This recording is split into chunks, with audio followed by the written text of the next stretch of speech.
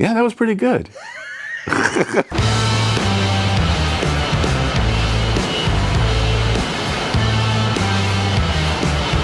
Pieter Muuse, born in New York and then moved here to Franklin. That's a 1978 Bronco.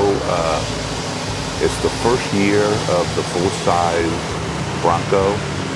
It has a 351M modified. It's basically a 400 block engine, and it's a 4-speed with the first speed granny low, which is a lot of fun.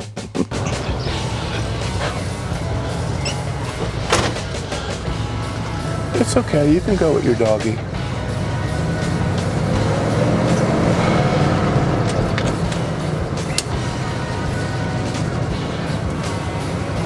Of just people that I pass. Like young kids, old kids, housewives, old men, young men. It's just amazing, you know. It's high school kids, when I go by Franklin High School, they're like screaming going like that. That makes me feel so good. Yeah.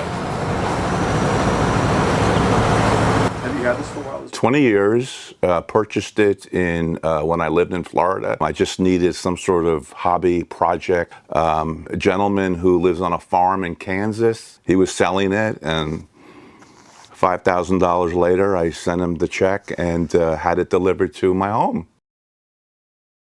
Felt lucky, and when I got it, I mean, it smoked and it did all those crazy things. When I was in high school, after I graduated a few years later, I saw somebody had the 78 Bronco. And you know, you just kind of, you go, wow, you just kind of fall in love with it. And I said, one day I'm gonna hopefully get a Bronco. And then like so many years later, I got one.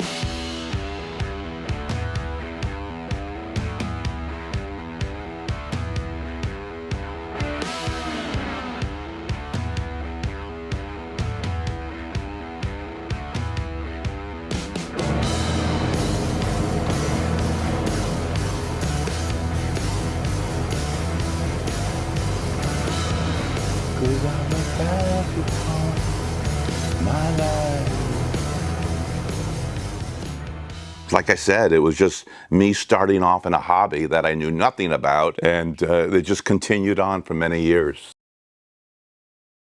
I heard that you restored this without knowing anything through YouTube. YouTube and books. You just taught yourself how to do it. I did, and my very first project was all the body trim. I wanted a clean look for the Bronco. I didn't like all that trim. Yeah. And I just pulled it all off, and there were 90 holes, 45 on each side, and I had to figure out, I got to fill all these holes, yeah, and what's the best way to do it. And you kind of read about it, you get instructional from the guys on the full-size Bronco website, and they really, everybody helps you. And, you know, I just take my time because I was in no rush. Yeah. Man, I was covered in Bondo, and then I sent it away for painting. When that Bronco came back, I said, wow.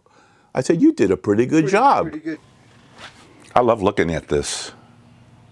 351 modified. It's a 400 block with it's a longer stroke. 2-barrel carburetor. That I actually found a gentleman who all he did was build Ford carburetors, and I sent it to him, and he sent it back. It was pristine, and he goes, all you got to do, Peter, is just take it, plop it on the intake manifold, and you're good to go.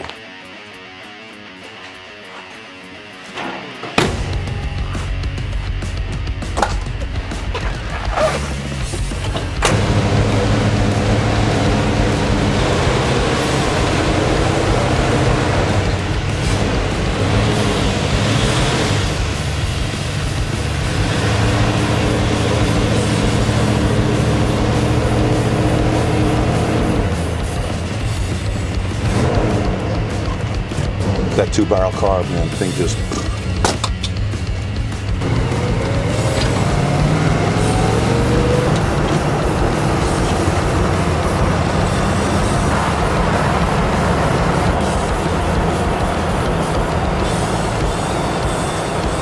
I want a matching engine to fit this Bronco. I don't want to deal with different bolts and bell housing bolts and all that stuff. I wanted a 351M basically with the proper cast numbers, so period correct in a way, you know, and I found one.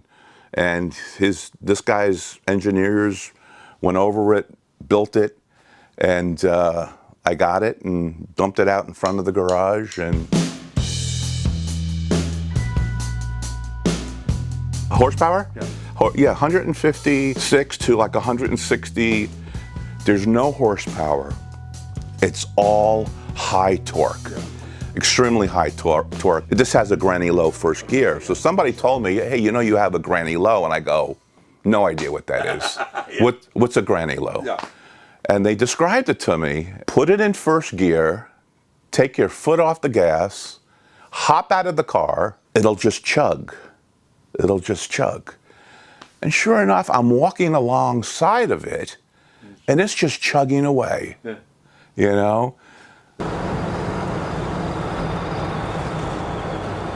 it your plan to keep it looking stock or original? Yes. I know I did pull the trim off because it was a two-tone white red with the Wimbledon white cab on the back. But I didn't like the trim. I didn't want it on there. I wanted a clean look. And I knew the color that I wanted, and it's called Coniston green. And the older Land Rovers of the 80s and the early 90s had this color, and I just, wow.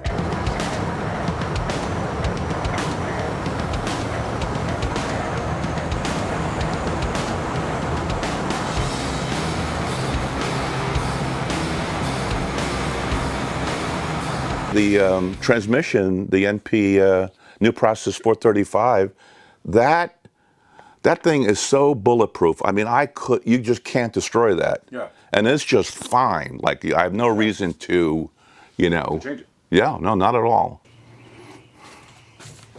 You could have gone a million different directions with one of these. No, I know. I've seen people take them to the sky or whatever. Yes. No, that wasn't for me. That wasn't for you. You know, I just wanted a nice, sort of like a weekend driver going to the Cars and Coffee.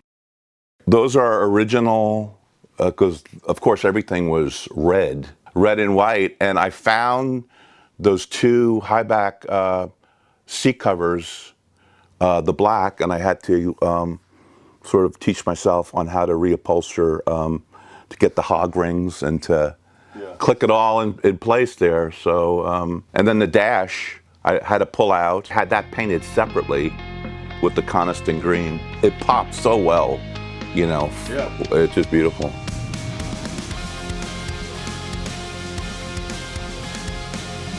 So what would you say your favorite part about this? It would be really, like any hobby, it would be the struggle you go through. And you get these, like, when that engine clicked in to that transmission, my goodness, I was just... The little wins here. The little wins, yes. If you could do it all over again, would you do anything different? If I could do it all over again, no, because the enjoyment over the years, I mean, there are people, like I mentioned to you, that woman was following me on Hillsborough. I'm saying, what is she doing?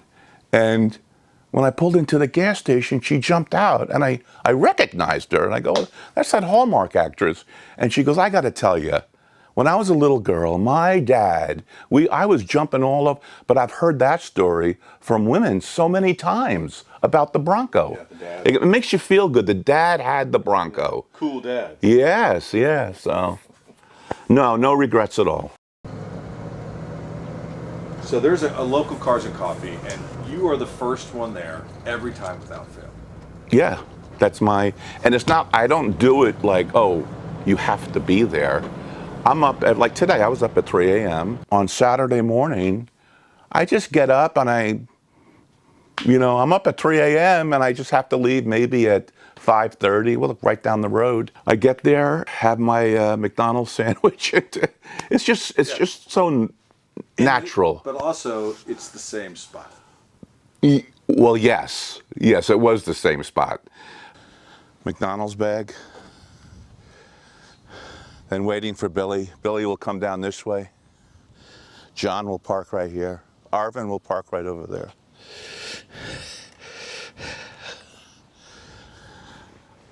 Or it is the same spot. But I remember when I took that spot, some guys got mad at me. Like, I got here first. That's my spot. It's like, well, no, you get here earlier. Yeah. And The first one here gets to pick the spot. Me too.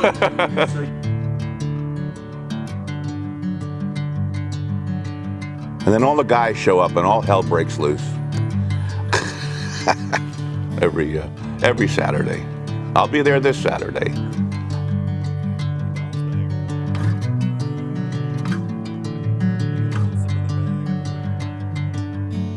And then this is the last question. Yeah. I want to ask everybody. Would you sell it? Yeah, you know, people do ask me, and eventually I'm going to sell it. The older I get, like as of right now, I don't have the strength or the ability to do things to it. Like I could never pull an engine and put an engine. Yeah. I can't do it. Would I sell it? Yeah, sure. Like I have no idea what the value is to this thing. I mean, I've seen Broncos go for an incredible, the 78 go for so much money on Barrett-Jackson or Mecum, but I'm not in any rush to sell it. So, How about that? yeah, that was pretty good.